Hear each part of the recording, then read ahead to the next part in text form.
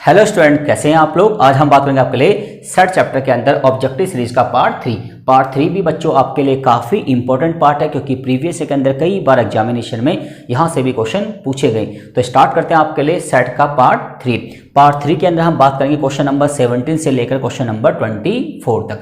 Set के starting के दो पार्ट का जो लिंक है वो आपको डिस्क्रिप्शन बॉक्स में मिल जाएगा। इसके साथ साथ सेट क्या होता है, सेट की जो बेसिक इन्फॉर्मेशन होती है, इट्स मीन्स सेट का जो इंट्रोडक्शन है वो भी हमने आपको डिस्क्रिप्शन बॉक्स में दे रखा है। आप वहां से भी वीडियो को देखकर सेट के बारे में पूरी इंफॉर्मेशन ले सकते हैं।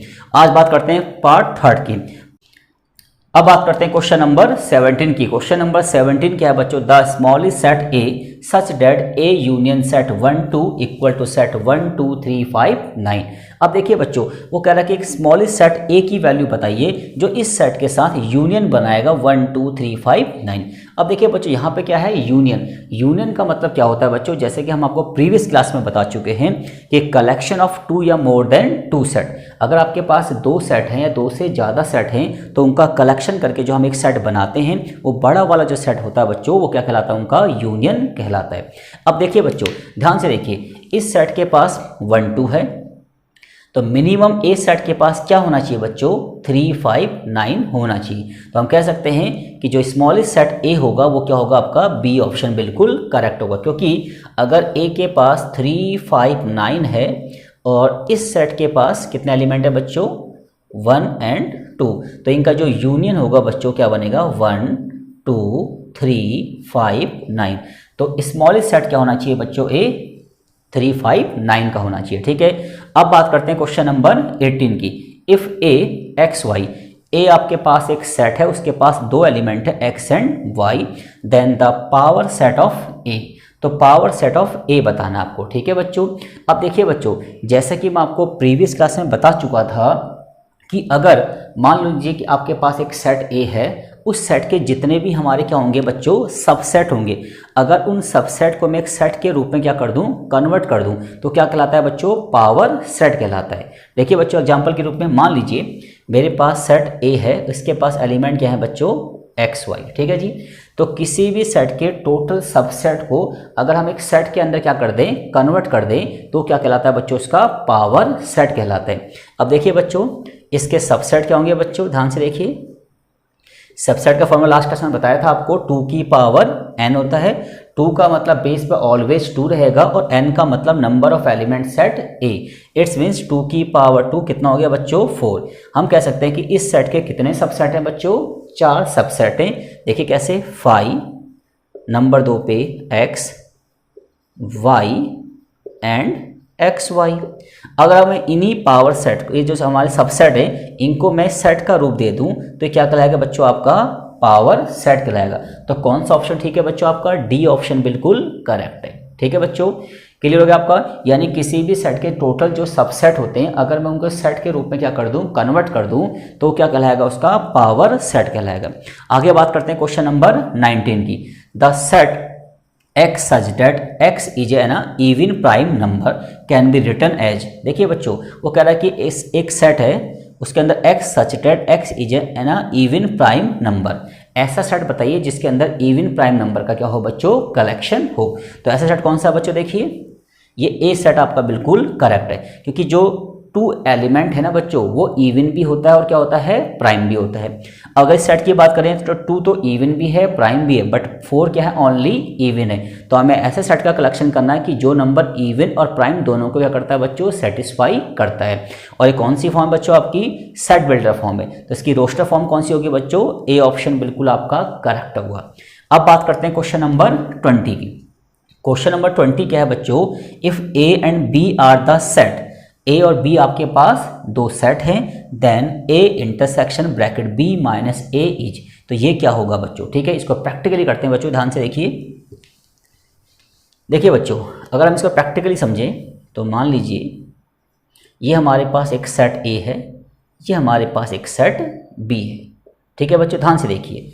अब देखिए, हम प्रीवियस क्लास में बता चुके हैं कि b माइनस ए का मतलब ओनली b होता है। तो कौन सा पोर्शन है बच्चों, ये वाला पोर्शन है। ठीक है, ध्यान से देखिए आप। ठीक है जी, एंड a क्या है बच्चों आपका, a तो आपका पूरा सेट ये होगा, ये पूरा आपका ए है। ठीक है बच्चों, अब क्या कहा इन्होंने कि ए एंड बी माइनस ए में कॉमन क्या होगा। अब ध्यान से देखिए भैया, बी माइनस ए वाला पोर्शन कौन सा बच्चों, ये वाला पोर्शन है। तो ये वाला जो पोर्शन है बच्चों, ये कौन सा पोर्शन है, देखिए ध्यान से देखिए, ये है बी माइनस ए, और ए क्या है बच्चों आपका, ये वाला सेट है। तो इस वाले सेट पर इसमें कुछ कॉमन है क्या, नहीं, इन दोनों में कुछ भी कॉमन नहीं है। तो कौन सा ऑप्शन ठीक है बच्चों आपका, फाई है। तो हम कह सकते हैं कि ए इंटरसेक्शन बी माइनस ए में कुछ भी कॉमन नहीं है। तो इट्स मीन्स क्या आएगा बच्चों आपका, फाई आएगा। अब बात करते हैं क्वेश्चन नंबर 21 के। If A and B are two set, A and B क्या है बच्चों, दो सेट हैं, then A intersection bracket A union B का कॉम्प्लीमेंट क्या होगा। आप इसको थोड़ा प्रैक्टिकली समझते हैं बच्चों, ध्यान से देखिए। ये मान लीजिए आपके पास एक सेट ए है और ये आपके पास एक सेट बी है। ठीक है, ये सेट ए है और ये सेट क्या है, बी है। अब देखिए बच्चों, ए यूनियन बी का मतलब क्या होता है कि ए और बी पूरा, ये कंप्लीट सेट क्या कहलाएगा, ए यूनियन बी कहलाएगा। और इसका जो कॉम्प्लीमेंट होगा क्या होगा बच्चों, ये बाहर वाला पोर्शन। ये जो बाहर वाला पोर्शन है बच्चों, ये क्या कहलाएगा आपका, ये जो बाहर वाला पोर्शन है ये कहलाएगा आपका ए यूनियन बी का कॉम्प्लीमेंट, क्योंकि यहाँ से लेकर यहाँ तक का जो सेट होगा कहलाएगा ए यूनियन बी। तो ये पूरा पोर्शन क्या है बच्चों आपका, ए यूनियन बी है, और इसका जो कॉम्प्लीमेंट होगा क्या होगा बच्चों, ये बाहर वाला एलिमेंट। और ए क्या है बच्चों आपका, अंदर वाला, ये सेट है, ये आपका ए है। ये वाला पोर्शन क्या है बच्चों आपका, ए है, और ये जो बाहर वाला पोर्शन है क्या है, ए यूनियन बी का कॉम्प्लीमेंट। तो इनमें क्या कॉमन है बच्चों, इनमें कुछ भी कॉमन नहीं है। तो कौन सा ऑप्शन ठीक है बच्चों आपका, बिल्कुल सी ऑप्शन बिल्कुल करेक्ट है, जो कि क्या होगा बच्चों, फाई। क्योंकि ध्यान से देखिए बच्चों, दोबारा समझ लीजिए, देखिए ये ए सेट है और ये आपका बी सेट है। तो पहले हम बात करते हैं ए यूनियन बी की। ए यूनियन बी का मतलब है ए से लेकर बी तक सारे एलिमेंट, और उसका कॉम्प्लीमेंट क्या होगा बच्चों, जो इस सेट के पास नहीं होगा। इट्स मीन्स ये बाहर वाला जो होगा ये क्या कहलाएगा बच्चों, ए यूनियन बी का कॉम्प्लीमेंट कहलाएगा। और ए क्या है बच्चों, ए आपका ये है। तो देखिए इस वाले सेट में और बाहर वाले एलिमेंट में कुछ कॉमन है क्या, नहीं, कोई भी चीज़ कॉमन नहीं है। इट्स मीन्स फाई आपका ऑप्शन सी बिल्कुल करेक्ट है। अब बात करते हैं क्वेश्चन नंबर 22 की।